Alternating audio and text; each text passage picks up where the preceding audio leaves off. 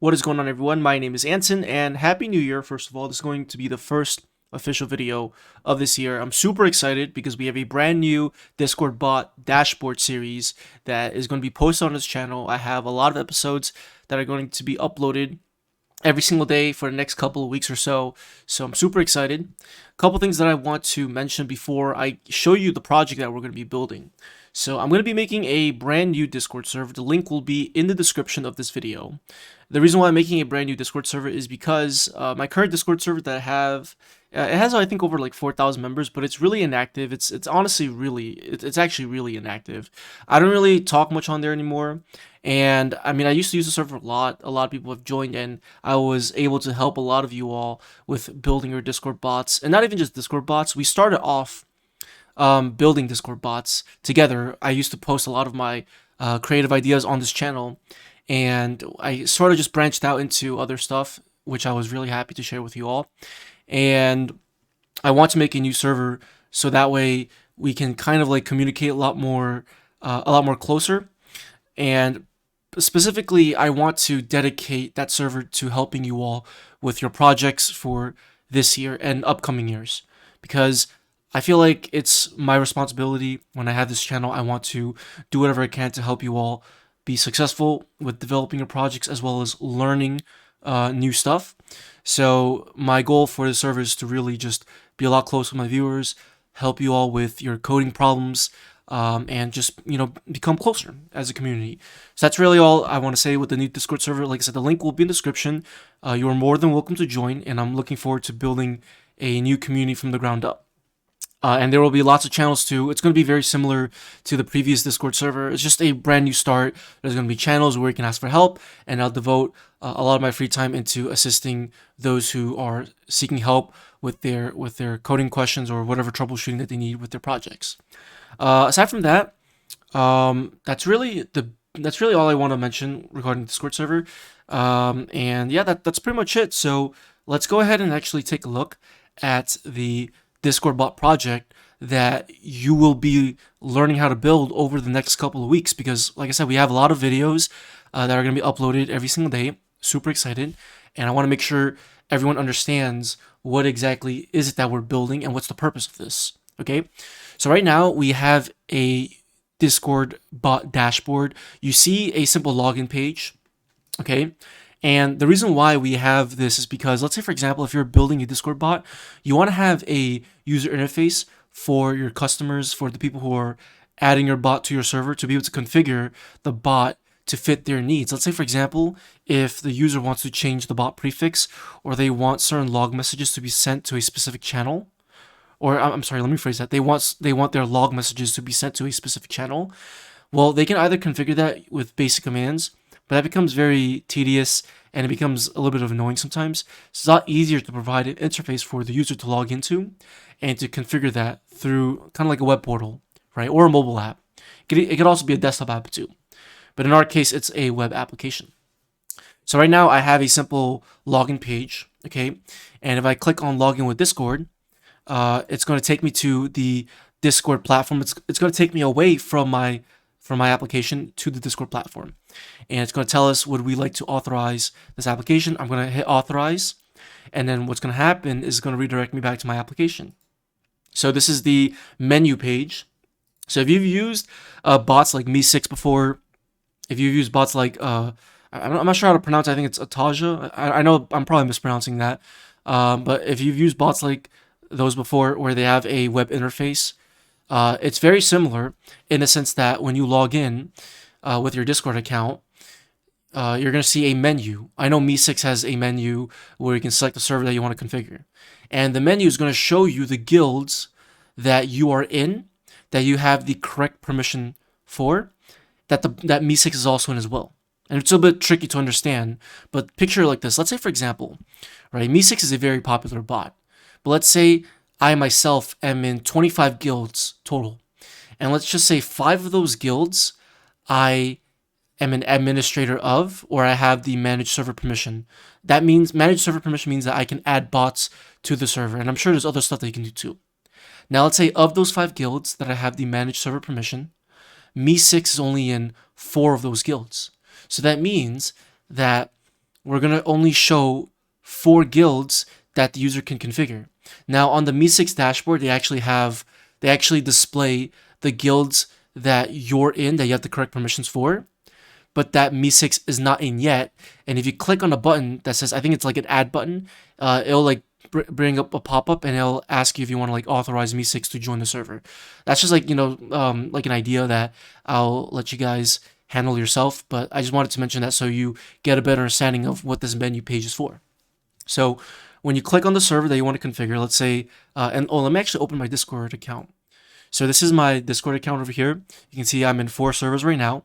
3 of these servers I made, so I'm the owner of, and only 2 of these servers I have the actual Discord bot in. DevCord, that's not my server, okay, but these 3 servers are mine. The Audi server does not have the Discord bot, but BMW server, as well as the Lexus server, has the actual Discord bot, okay?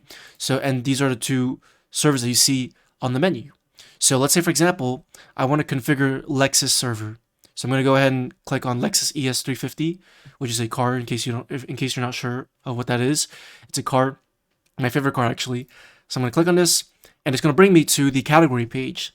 So when I look at this category page, it's pretty self-explanatory, but let's walk through it. So let's say, for example, if I want to change the command prefix, which is basically the prefix, the symbol that goes before the actual name of the command. Very, very common stuff. So if you have like a ban command, usually you'll use a symbol like a question mark or a $, and then you'll write the ban command name, which is just ban usually, and then the arguments. So if I want to change the prefix for every single one of my commands, I can configure that, and this will only configure it for this server only. Okay, so if the bot is in other servers, it won't affect the other servers. So if I want to change the command prefix, right now it's a $, I'm going to change it to an exclamation mark. So when I hit the save button, and just letting you know that right now it's a little bit of a work in progress, but I promise you, as you watch through the series, you're going to see lots of improvements, so don't worry. So some of the stuff that you see here might change slightly, so don't worry too much. But if I go back to the command prefix page, you're going to see now it's going to show the updated value, which is an exclamation mark. So obviously, to avoid going into super implementation details, because I want to save that for the actual tutorial, basically what happens is on the front end, it takes the updated value on the text field, it sends that to the backend with the guild ID, right? Because we currently have the Lexus ES350 server selected, and we have the guild ID selected. So that's going to communicate with our backend API, which is going to just update a record in our database. And so the Discord bot is actually going to read that record from the database. So the Discord bot and the backend API are actually 2 separate applications, but they're going to share the same database record that they're going to read from, which is the guild configuration. It'll make a lot more sense. Like I said, I don't want to go too much into implementation details. I'll save that for the tutorial because it'll answer all the questions. Okay, but that's just like a preview of how everything works. And then there's also the welcome message. Okay, so this will allow you to change the channel of where you want the welcome message to be sent to. Okay, but yeah, that's pretty much just the general. That's pretty much just the basics of the Discord bot dashboard. If you had a bot that has a lot more complicated features, you would obviously first you would need to understand the basics of how to build the underlying infrastructure of a Discord bot, or of a Discord bot dashboard. And that's what the main purpose of this series is. We were aiming to teach you all, how to understand the underlying infrastructure of what goes into setting up a Discord bot dashboard. So you're going to understand how to get all of the basic mutual guilds, which are all of these guilds that the bot and the user is in. Okay, you're going to understand how to actually communicate from the front and the back end.